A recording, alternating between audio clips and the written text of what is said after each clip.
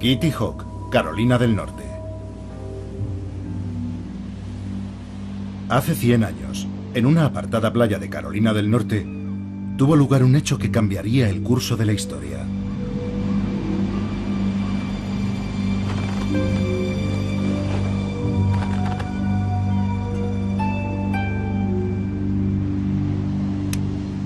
No hubo muchos testigos, tan solo unos cuantos pájaros curiosos y algunos pescadores del lugar.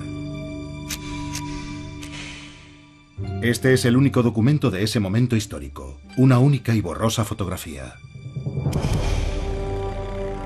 Fue aquí donde un joven fabricante de bicicletas hizo realidad un sueño largamente perseguido: volar. Solo permanecería en el aire 12 segundos, recorriendo 40 metros, pero fue el primer vuelo impulsado del ser humano. Naturalmente, el primer vuelo en el mundo tuvo lugar muchísimo tiempo antes, aproximadamente 300 millones de años antes de que el hombre conquistara el cielo. El primer vuelo. Aquellos 12 segundos en Kitty Hawk presenciaron el amanecer de una nueva era para la humanidad. Pero el vuelo había evolucionado de forma independiente en la naturaleza 4 veces. Insectos, pterosaurios,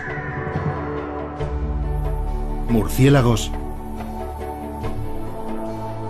y aves. Una de las grandes historias del éxito de la naturaleza.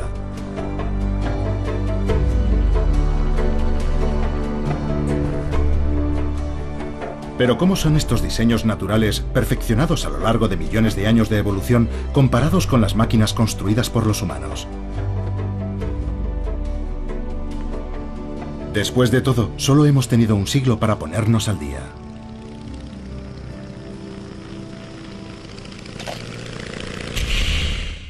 Animados por su éxito, los hermanos Wright volvieron a su hogar en Ohio, decididos a desarrollar y perfeccionar sus máquinas voladoras. Huffman Prairie, Ohio. 2 años después, habían perfeccionado el modelo Wright A, capaz de volar durante casi 1 hora.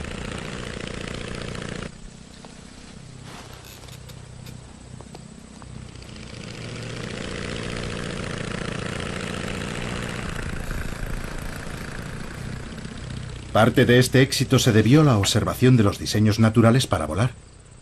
Pero no es tan sencillo. La fotografía de Kitty Hawk no muestra que el primer aparato de los hermanos Wright fuera prácticamente imposible de pilotar.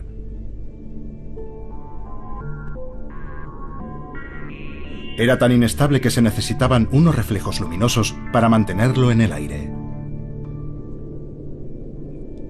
Con un esfuerzo sobrehumano, Orville logró mantener el aparato 12 segundos en el aire.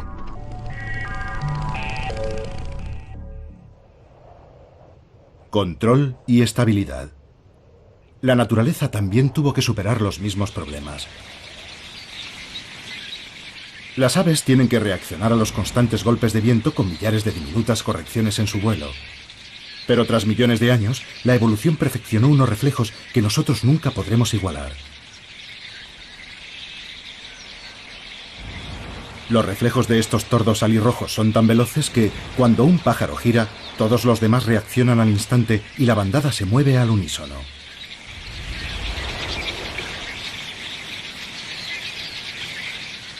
Durante el invierno en Carolina del Norte, los hermanos Wright estaban rodeados por bandadas similares, en algunos casos por decenas de millones de pájaros. Tanta maestría en el vuelo debió parecerle un acto de presunción a Orville y Wilbur. Ellos apenas conseguían volar en línea recta unos segundos.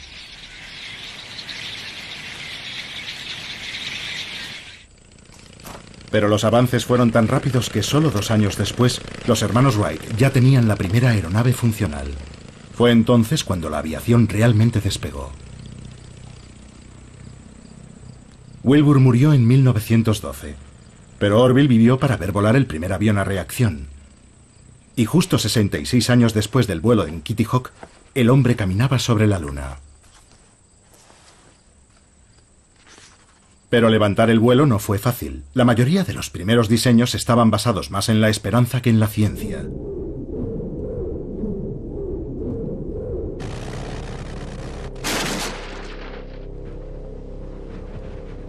El gran error fue intentar imitar a la naturaleza.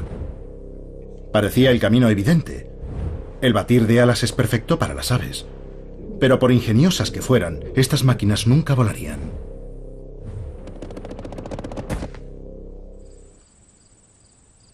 Unos pocos pioneros siguieron un enfoque completamente diferente, preparando el terreno para los hermanos Wright. Mucho tiempo antes de que Orville y Wilbur soñaran incluso con volar, el ingeniero alemán Otto Lilienthal estaba convencido de que el secreto del vuelo estaba en aprender primero a planear.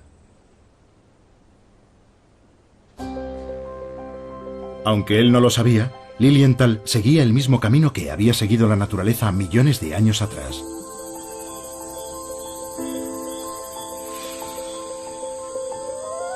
Los animales planeadores recorren largas distancias velozmente sin usar mucha energía.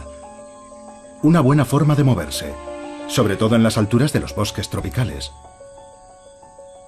Funciona incluso para los animales más inverosímiles, como las ranas y los lagartos.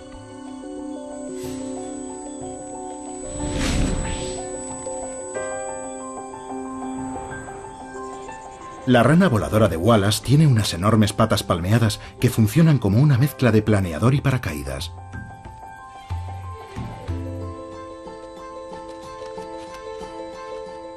Y el gecko volador tiene una sofisticada membrana que recorre los flancos dorsales hasta la cola y que se abre en el aire como las alas de un planeador.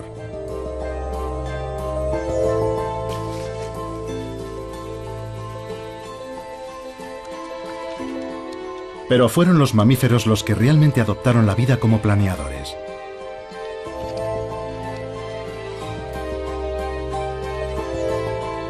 En Australia, diferentes tipos de marsupiales, incluido este petauro del azúcar, planean sobre el bosque en mitad de la noche. Como todos los mamíferos planeadores, posee una membrana entre las patas delanteras y traseras.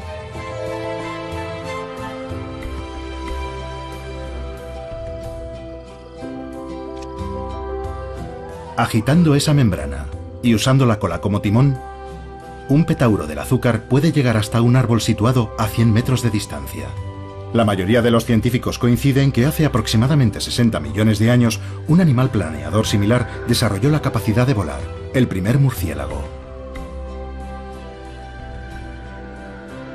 Lilienthal desconocía cómo habían evolucionado los murciélagos, pero siguió el mismo camino. Primero, aprender a planear, algo a lo que se dedicó con entusiasmo. Lichterfelde, Alemania, 1896. Lilienthal diseñó 16 planeadores diferentes y realizó un número extraordinario de vuelos, más de 2000. Pero solo podía dirigir sus planeadores moviendo las piernas de un lado a otro. Más tarde escribiría: mientras hacía esos experimentos, el viento me sacudía con violencia y me veía obligado a realizar una auténtica danza en el aire para mantener el equilibrio, aunque siempre podía hacer un aterrizaje seguro. Lamentablemente, el sistema de control falló en una ocasión con efectos desastrosos. Su muerte enseñó a los hermanos Wright una valiosa lección. Wilbur comprendió que Lilienthal había muerto por no poder controlar suficientemente su planeador. El sistema de control es tan importante como las alas para conquistar el aire. Pero una vez más, la naturaleza también tuvo que resolver esos problemas.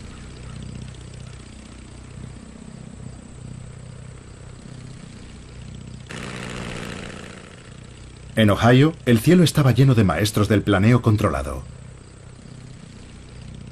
Los buitres cabecirrojos. Sus alas son muy largas en relación a su peso. Es como si estuvieran a merced de cada ráfaga de aire. Pero su control es absoluto. Y Wilbur intentó comprender cómo lo hacían. Se me ocurrió la idea de que posiblemente el pájaro ajuste las puntas de las alas de forma que una adopta un ángulo positivo y la otra un ángulo negativo, convirtiéndose así en un molino viviente. Cuando su cuerpo ha girado todo lo que desea, invierte el proceso.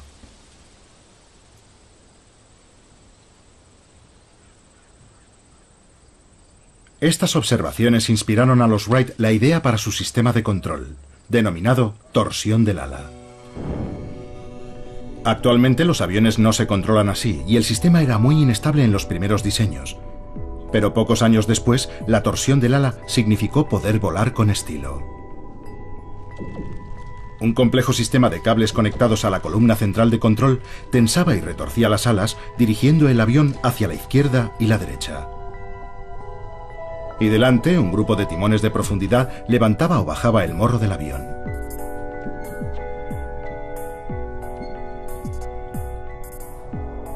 El nuevo diseño funcionó tan bien que los hermanos lo enviaron a Francia, donde hicieron su primera exhibición aérea.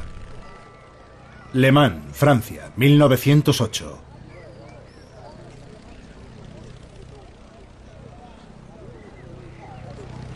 Los hermanos Wright por fin revelaban sus secretos al mundo.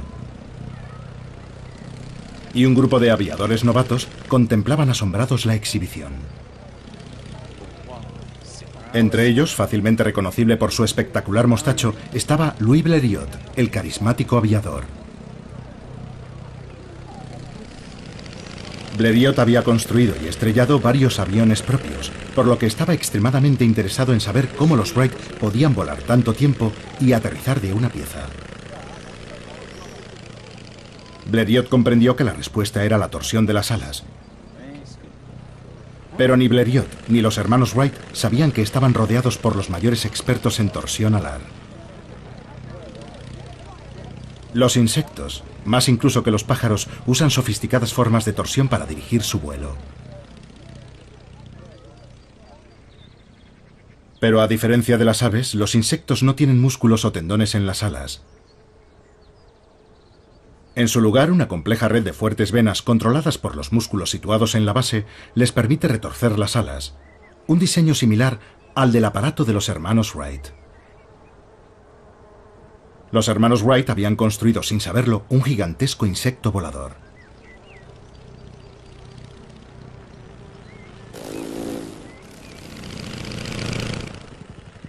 Las libélulas poseen las alas más complejas de la naturaleza. Pero libélulas como esta ya volaban 300 millones de años antes que los hermanos Wright. Y eran las reinas del aire.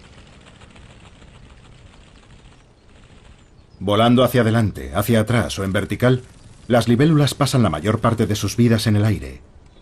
Algunas incluso ponen sus huevos volando.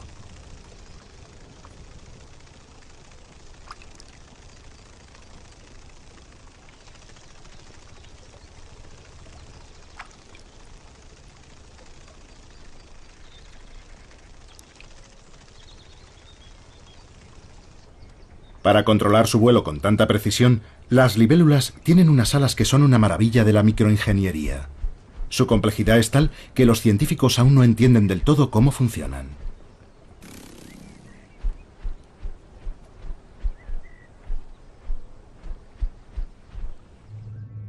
Es mucho más sencillo observar la torsión del ala en otros insectos. Cuando la langosta bate sus alas hacia abajo, éstas se curvan automáticamente, como un paraguas. Esa forma tensa la curvatura cuando el ala desciende, convirtiéndola en un plano aerodinámico rígido. Pero también se aplana y alabea al ascender, de forma que el ala ofrece menos resistencia al aire.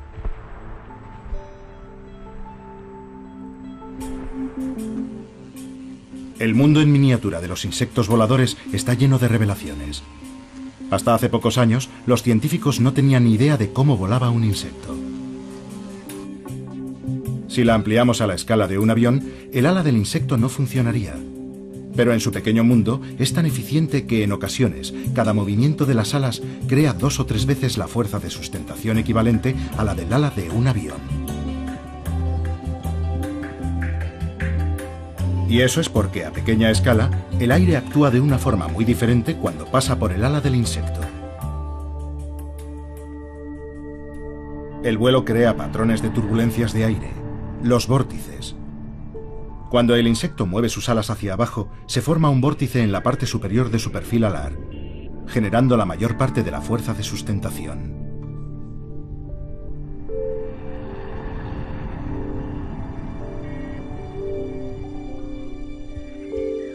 El vuelo permitió a los insectos conquistar el mundo, colonizando nuevos y lejanos territorios. Cada año, mariposas como la vanesa de los cardos, la Colia croceus y la colia amarilla migran al norte de Europa, algunas desde lugares tan distantes como el norte de África. Otras terminarán encontrándose con el mar. Pero para un insecto que puede volar, ni siquiera el Canal de la Mancha es un obstáculo. ¿Puede el vuelo hacer lo mismo por los aviadores humanos? Calais, Francia, 1909.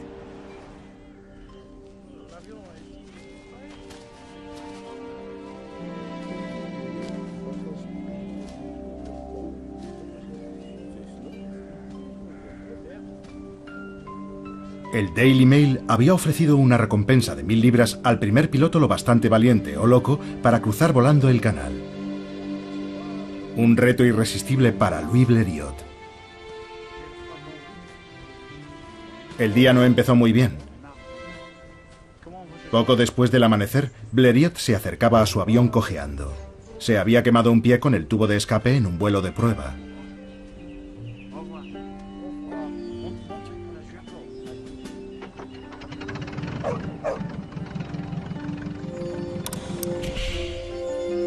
Y el día iba a empeorar. Un perro del lugar, nervioso por tanto ajetreo y ruidos extraños, tuvo un desagradable incidente con la hélice de Blériot.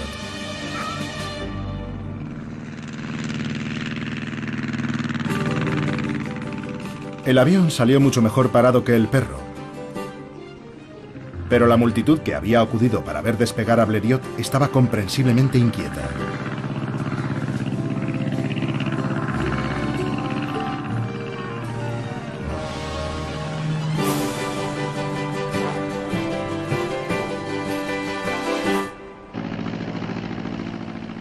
Blériot apuntó su frágil nave hacia Dover. Había calculado que el vuelo duraría algo más de media hora, pero llevaba en el aire más de 50 minutos, por lo que no tenía mucho margen para errar.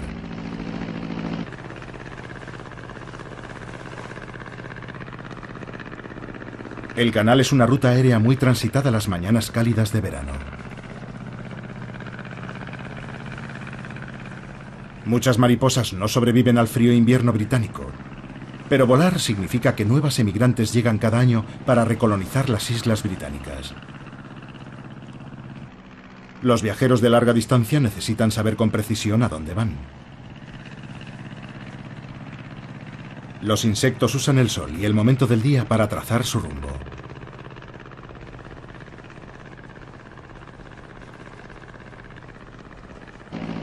Pero Blériot no tenía ni idea de dónde estaba. Ni siquiera había visto nunca esa parte de la costa inglesa y no llevaba brújula a bordo. Lo único que tenía era una postal, enviada desde Dover por Charles Fontaine, un periodista francés, marcándole el mejor sitio para cruzar el acantilado. Blériot tenía un plan B o algo parecido. Fontaine le esperaría en el acantilado, agitando una enorme bandera francesa. Blériot alcanzó la costa inglesa más por suerte que por destreza. Más tarde recordaría. De repente, en el borde del acantilado, vi a un hombre agitando desesperadamente la tricolor, completamente solo en mitad del campo. No maniobré. Más bien me lancé hacia tierra. Apagué el motor a 20 metros. Ahora todo estaba en manos de la suerte.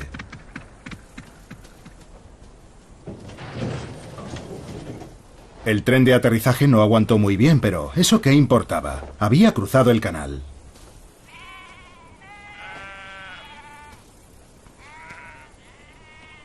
Cruzar el canal con el aeroplano más o menos entero era una gran proeza. Pero la hazaña es aún mucho más impresionante para una delicada mariposa de 5 centímetros de envergadura. A pesar de ello, cada año miles de mariposas hacen el mismo viaje, algunas incluso desde mucho más lejos. En Norteamérica, cuando se acerca el otoño, las mariposas monarca inician un viaje épico al sur. Las que salen desde el sur de Canadá volarán más de 3000 kilómetros para llegar a algún bosque en las laderas de las montañas de Sierra Madre, México.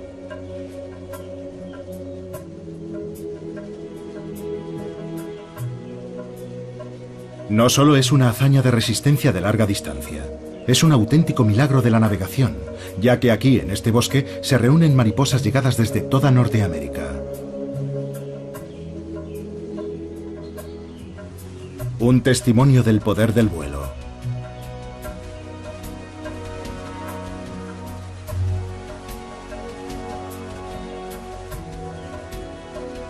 Volar es una forma muy eficaz de recorrer largas distancias, y no solo para los animales y los aviadores.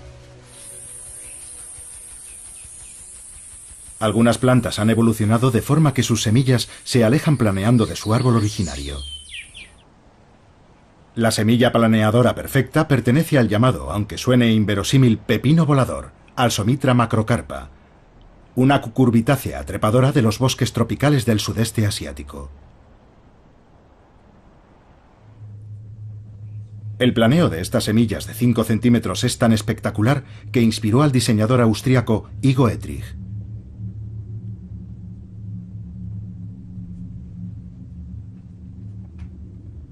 Primero, Etrich construyó una serie de planeadores inspirados en el diseño de la semilla. Después diseñó un avión con la esperanza de mantener al imperio austrohúngaro en la carrera por la conquista del aire. Pero el nombre de su avión, Taube, paloma, recuerda su forma de ave, y no la de la extraña semilla que lo inspiró. Etrich estaba preparado para hacer volar su original diseño justo un año después de que Blériot cruzara el Canal de la Mancha. Wiener Neustadt, Austria, 1910. Etrich demostró la navegabilidad del avión sobrevolando Viena a 300 metros de altura.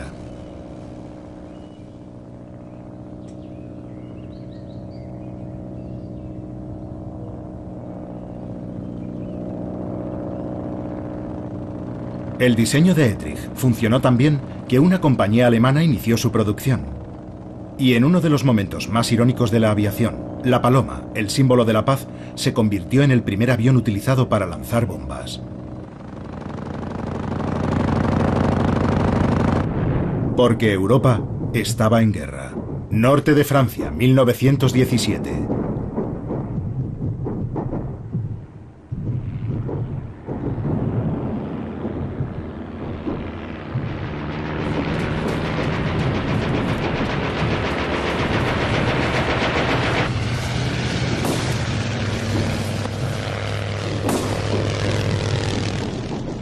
La Primera Guerra Mundial dio un nuevo y urgente giro a la aviación.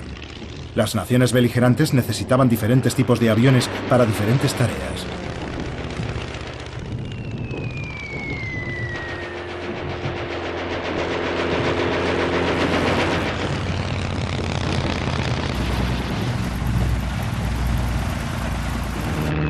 El Fokker DR-1 alemán tenía 3 alas cortas dispuestas unas encima de otras. Equivalían a una única y larga ala. Pero al ser más cortas lo hacían más ágil y maniobrable.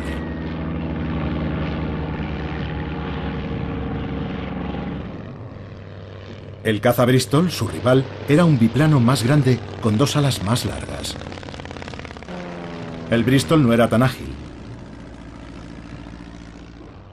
pero 2 alas producen menos fricción, por lo que era más rápido. Cambiaba maniobrabilidad por velocidad. La naturaleza también tiene que elegir. Los diferentes voladores evolucionaron para diferentes tareas en el aire.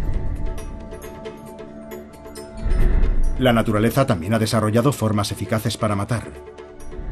El halcón peregrino está diseñado para la velocidad. Sus largas y finas alas reducen la fricción, haciendo del peregrino un ave veloz y letal en el aire.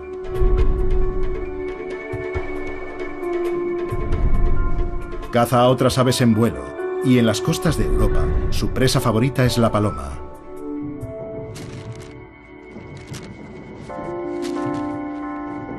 Esa es la razón por la que se disparaba a los halcones peregrinos durante la Primera Guerra Mundial. Tenían la mala costumbre de comerse a los vitales mensajeros.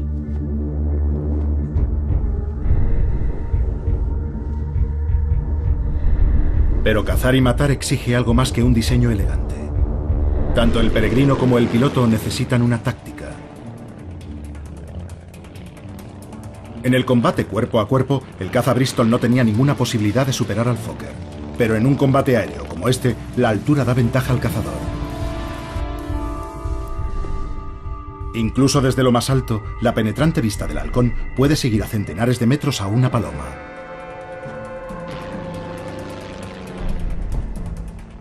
Y tanto el piloto como el halcón intentarán aprovechar el resplandor del sol para deslumbrar a sus presas.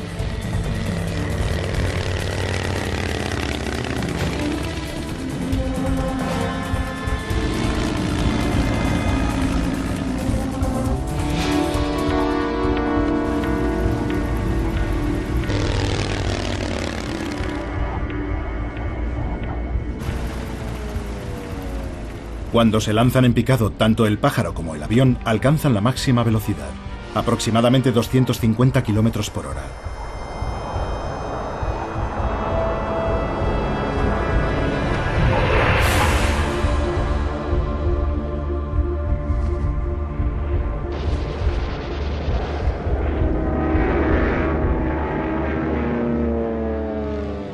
En la naturaleza, los depredadores maniobran a todas las escalas.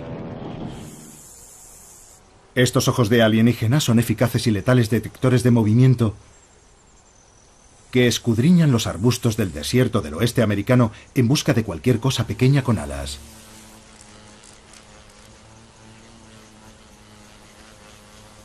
Son los ojos de la mosca predadora, los cuatreros del mundo de los insectos.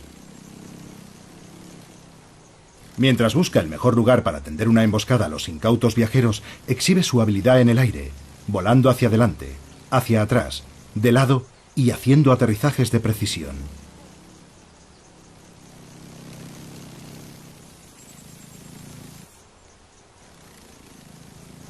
¿Qué convierte a las moscas predadoras en tan hábiles voladoras?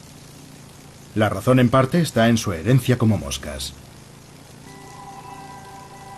Las moscas solo usan un par de alas, las delanteras.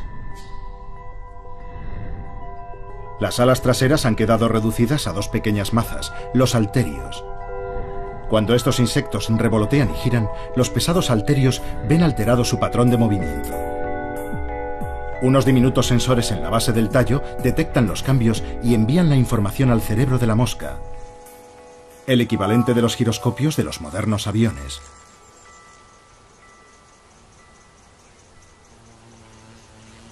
Las moscas predadoras usan esta tecnología para hacer vuelos cortos y rápidos de una precisión letal.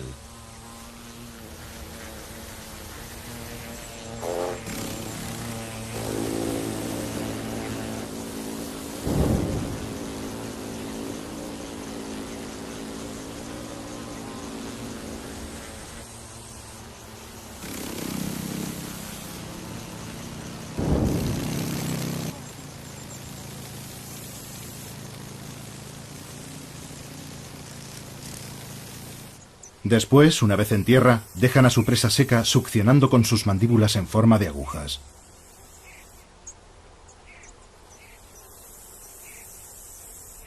Son tan rápidas que son capaces hasta de capturar a un saltamontes en mitad de un salto. Pero algunos insectos son demasiado grandes y duros, incluso para las moscas ladronas. En primavera, el viaje de regreso lleva a las mariposas monarca directamente hasta el territorio de la mosca predadora. Son las mismas mariposas que volaron al sur el año pasado, pero no volverán volando directamente a casa. Se detendrán para reproducirse, dejando sus huevos en las plantas de Asclepia.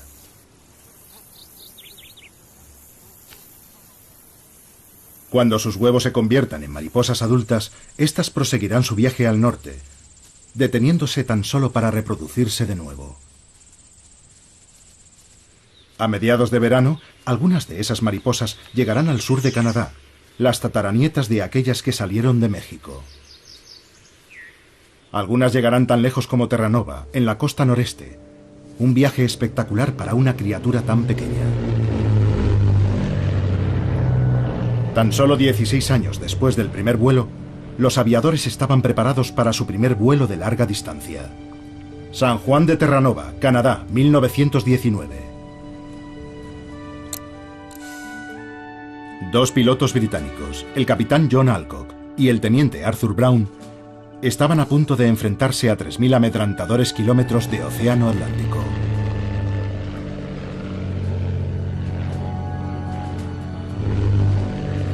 Tuvieron problemas casi desde el despegue. Una montaña de nubes se extendía delante de ellos, amenazando con ocultar el horizonte y el sol. No había vuelta atrás. Tenían que seguir adelante, directos hacia la amenazante tormenta atlántica que zarandeaba el Vickers Vimy, un avión grande y pesado. Y sin rastro del sol, no tenían ni idea de a dónde iban, ni en qué dirección avanzaban.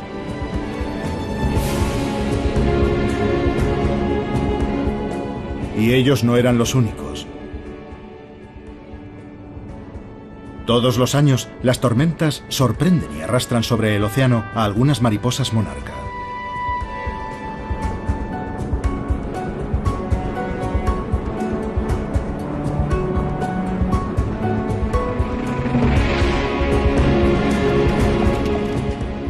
Perdidos en la tormenta, Alcock y Brown buscan desesperadamente un rayo de sol.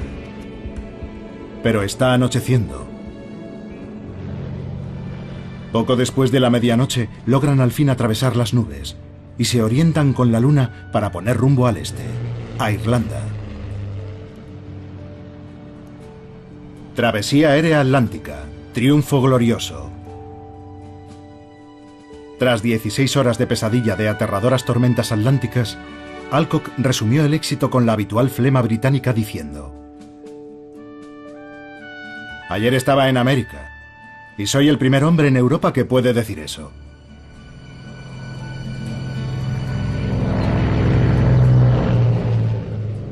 Su maltrecho avión se dirigió a lo que parecía un prado llano.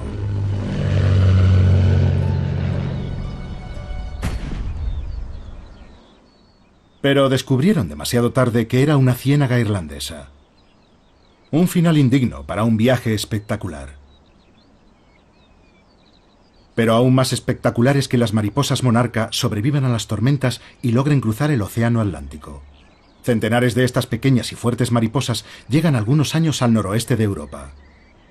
Pero es una proeza inútil. Sin Asclepias, las mariposas monarca no tienen dónde depositar sus huevos.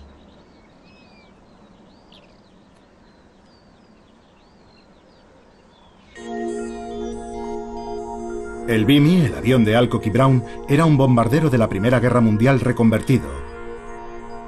Un avión grande para su época. Pero en 1921 un diseñador había soñado con algo mucho más grande. Un conde italiano, Gianni Caproni, construyó el primer jumbo del mundo. Un monstruo de 9 alas con una envergadura de 30 metros. Un hidroavión diseñado para cruzar el Atlántico Norte con más comodidad que el bombardero reconvertido de Alcock y Brown. Lago Mayor, Italia, 1921. El torpe Caproni CA-60 tan solo llegó a realizar vuelos de prueba. Incluso alzó el vuelo, brevemente. Pero esa fue la primera y la última vez que voló. Se había adelantado demasiado a su tiempo. Pero el tamaño no es un verdadero problema para los aviones. Actualmente hay aviones mucho más grandes volando en los cielos. El tamaño es más complejo para la naturaleza.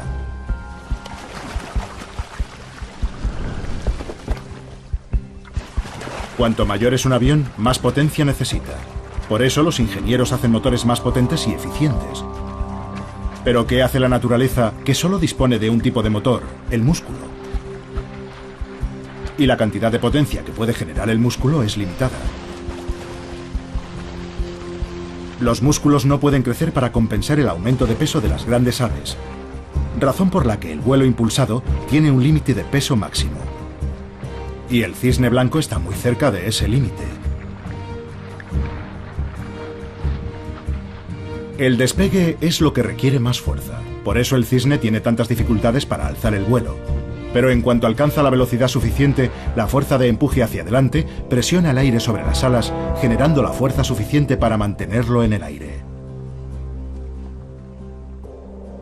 Una vez en el aire, los cisnes pueden hacer viajes asombrosos. Los cisnes cantores son los viajeros de largas distancias más pesados. Todas las primaveras dejan las islas británicas para viajar 1000 kilómetros sin paradas hasta Islandia.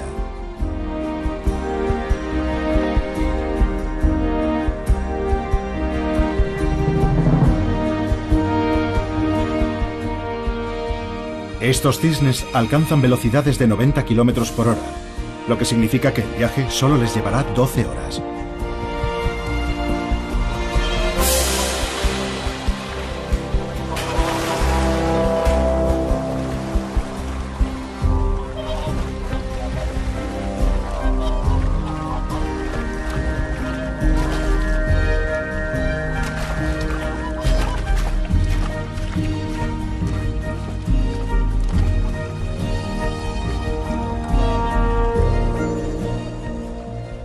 El tamaño determina lo que un animal puede hacer en el aire.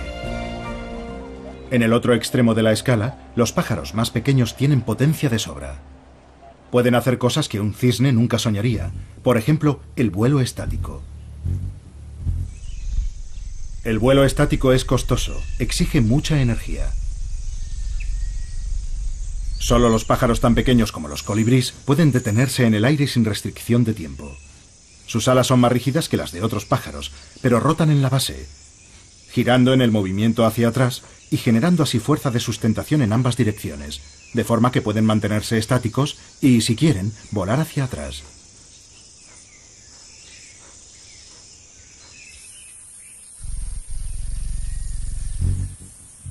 Los colibríes controlan el vuelo de tal manera que incluso construyen sus nidos en el aire, envolviéndolos con tela de araña sin romper el hilo.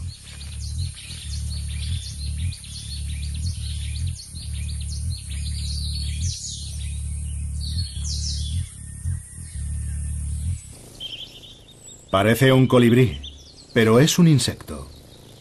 Tiene el mismo tamaño y su vuelo estático es tan bueno como el de algunos colibríes. Es una esfinge colibrí. Si reducimos la velocidad 80 veces, veremos que este insecto usa la misma técnica que el colibrí. Rotar las alas para generar la fuerza de sustentación necesaria, moviendo las alas hacia adelante y hacia atrás.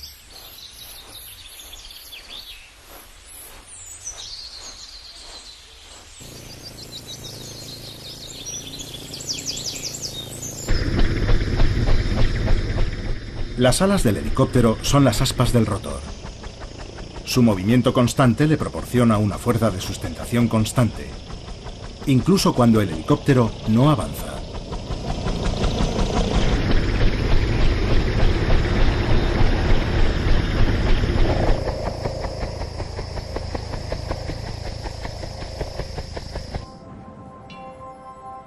A comienzos de 1930, la ingeniería aeronáutica estaba lo bastante avanzada para que los aviadores se embarcaran en aventuras aún más atrevidas y peligrosas. Norte de la India, 1933. En la primavera de 1933, dos biplanos Westland despegan en el norte de la India, en un osado intento de sobrevolar el Everest a 10.000 metros de altitud. Esa es la altura de crucero de los aviones de pasajeros actuales, pero estos aviones, construidos de madera y lona, tenían carlingas abiertas. Los pilotos, Lord Clydesdale y el teniente de la Fuerza Aérea McIntyre, y los fotógrafos, el coronel Blacker y S.R. Bonnet, solo estaban protegidos por trajes térmicos y oxígeno puro para el momento del ascenso final.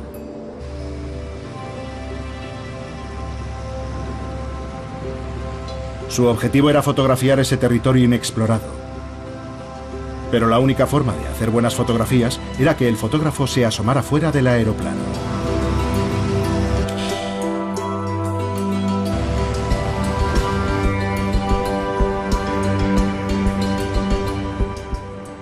Aún así, en el gélido aire sobre las montañas más altas del mundo hay aves. El ánsar indio pasa el invierno en el norte de la India y anida en la meseta tibetana. Y el único camino entre esos dos mundos es sobrevolar el Himalaya.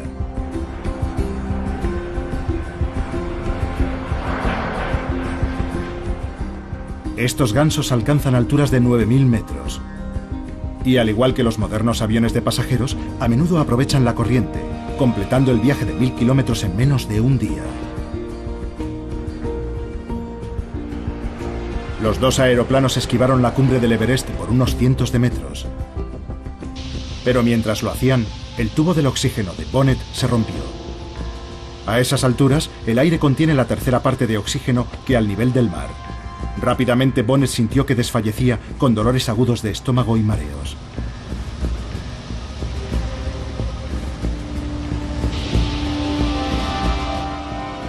Afortunadamente se dio cuenta del problema a tiempo, encontró la fuga y la reparó con un trapo viejo. Pero ¿cómo puede ser que mientras el hombre apenas puede sobrevivir a esta altura sin ayuda, estos gansos vuelen sin ningún esfuerzo a través del tenue aire? Todas las aves tienen una serie de sacos aéreos conectados a los pulmones, de forma que tanto al inspirar como al expirar, el aire es impulsado a través de los pulmones en una sola dirección.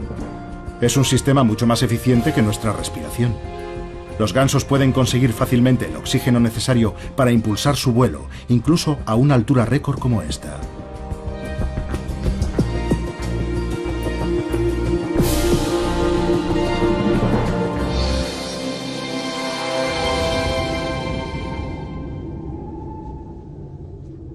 La mayor diversidad de voladores de la naturaleza se encuentra entre los insectos.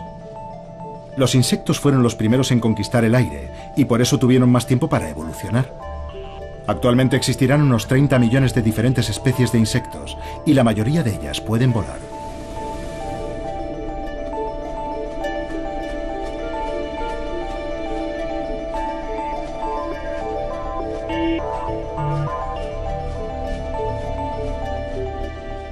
Hasta hace 60 millones de años, cuando aparecieron los murciélagos, los insectos tenían los cielos nocturnos para ellos solos.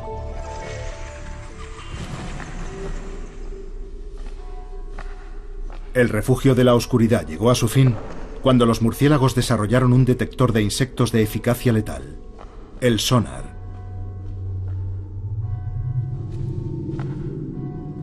Y una vez más, la aviación imita a la naturaleza. Sur de Inglaterra, 1940. Solo 20 años después del final de la Primera Guerra Mundial, Europa vuelve a estar en guerra. Pero esta vez, una nueva invención va a cambiar la guerra aérea: el radar. En 1940, cuando comenzó la batalla de Inglaterra, una red de estaciones de radar se extendió por todo el sur de Inglaterra. Su misión era detectar a los aviones alemanes que cruzaran el canal y transmitir sus posiciones a los escuadrones británicos de cazas. Los primeros radares diseñados eran grandes, burdos y no muy potentes.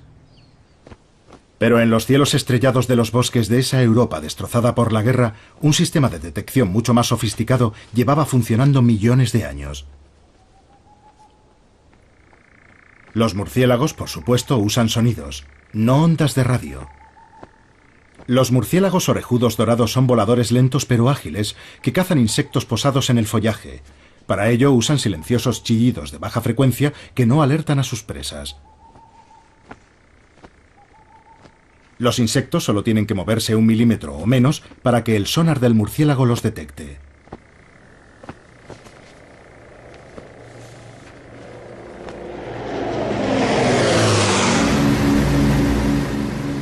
La urgencia de la guerra llevó a los científicos a experimentar con diferentes diseños de radares. El radar H2S era lo bastante pequeño para poder ser instalado en un avión y era capaz de detectar submarinos en aguas poco profundas.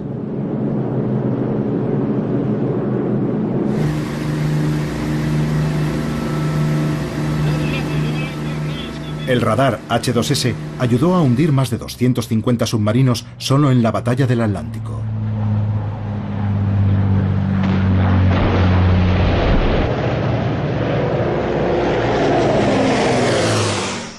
Pero la naturaleza ya tenía su propio sonar aire-superficie. En las selvas de Centroamérica, el murciélago pescador localiza a sus presas mediante las ondas en la superficie de las charcas.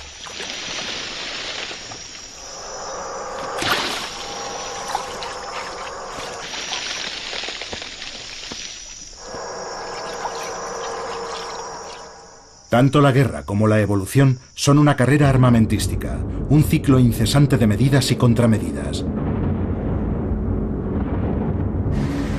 Los radares alemanes no tardaron mucho tiempo en detectar a los bombarderos aliados. En respuesta, los bombarderos lanzaban señuelos, láminas de metal del tamaño adecuado para dispersar y confundir a los radares alemanes sin alterar sus propios radares.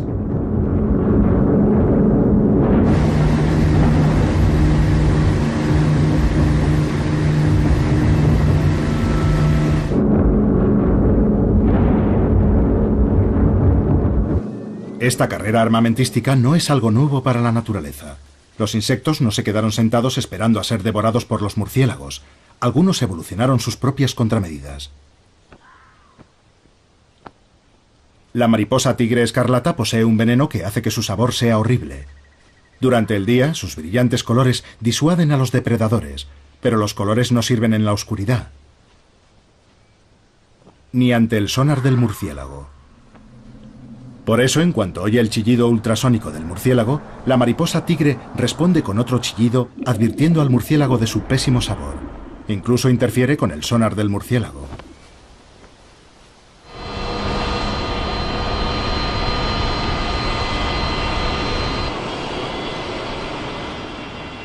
Hoy, un siglo después del primer vuelo, los aviones están por todas partes.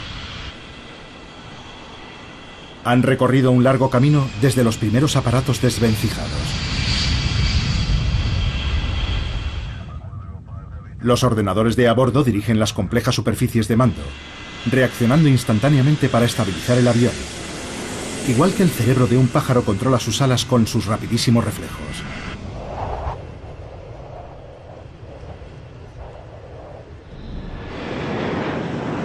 ¿Ha llegado por fin la aviación a la altura de la naturaleza? Aún no.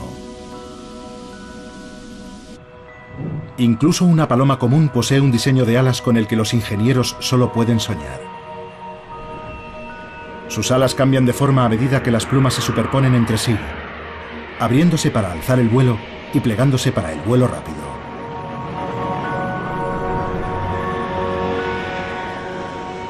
Y a diferencia de las alas de un avión, las alas naturales hacen más que proporcionar fuerza de sustentación. También hacen las veces de motor, generando fuerza de empuje hacia adelante al agitarse.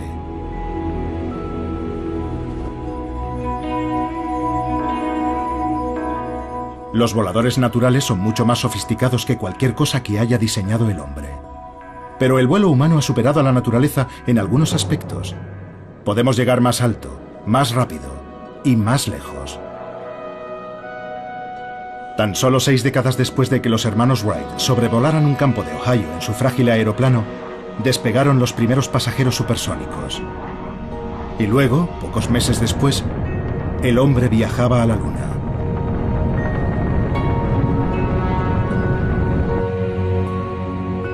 El Apolo 11 llevaba una pequeña pieza del aparato original de los hermanos Wright. Su primer vuelo solo fue de 40 metros.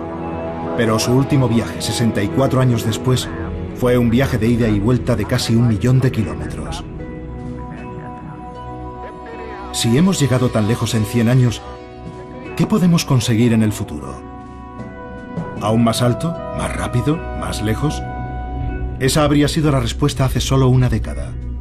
Pero ahora, los ingenieros aeronáuticos comprenden la importancia de algo que la naturaleza ha practicado durante centenares de millones de años. El vuelo evolucionó más de una vez en la naturaleza por su eficiencia energética.